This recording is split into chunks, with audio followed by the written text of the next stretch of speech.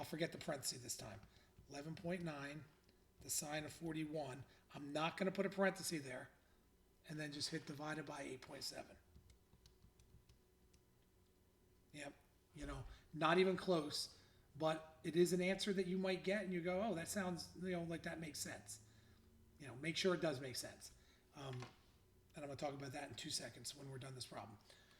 All right, so now I have angle C. At this point, the only thing you're missing is big A and little a. Now, what you can hopefully see, though, and I said this on the first problem, once you have two angles, you'll always find the third angle the same way. You're going to subtract these from 180. Because you can't do the law of sines with A's because you don't have either of them right now. You can only have one unknown.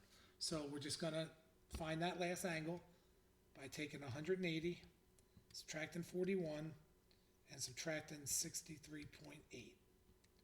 Now I got the last angle. That is 75.2. And now I can do the law of sines again to find angle A. So just like the original one, I'm going to use my B's. I have B's. So they're my go-to guy. But now I'm going to use B's and A's to get little a. So let me zoom out a little bit. I'll do it over here.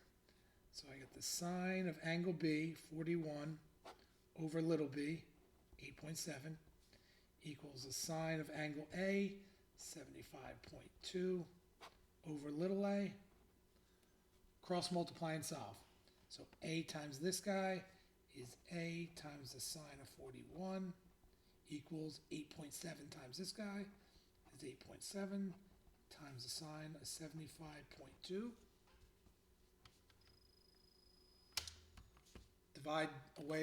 Divide the sine of 41 away, and you're going to be done. Then you'll go to the calculator. So these cancel, and A is going to be equal. I'm not going to rewrite it, but that's what you're putting in your calculator. So if you put that in your calculator, you will get the right answer for A. So 8.7, put this up here, times the sine of 75.2, and the parenthesis, divided by the sine of 41, and you get 12.8. Put that up here. Sorry, put it up here. And those are your final answers. Now, last thing. Before you guys settle on, oh, I got all the answers correct, I want you to remember one little thing about triangles, and that is the bigger the angle, the bigger the opposite side. So what that means is when you look at all your 6 of your final answers, A is your biggest angle right there. You look at your 3 angles. You got 75, 63, and 41. A is the biggest angle, meaning little a has to be the biggest side. If it's not, then you made a mistake. Same with the smallest. B is the smallest angle. Well, look at your sides. Little b would just be the smallest side. So if you ever have a contradiction to that, then you know you made a mistake somewhere.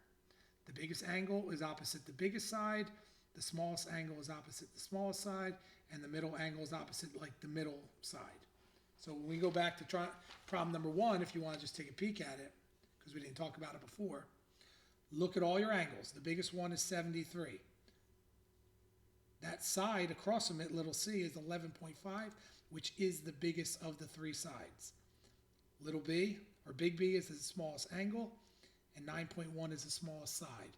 So it is consistent with what I said.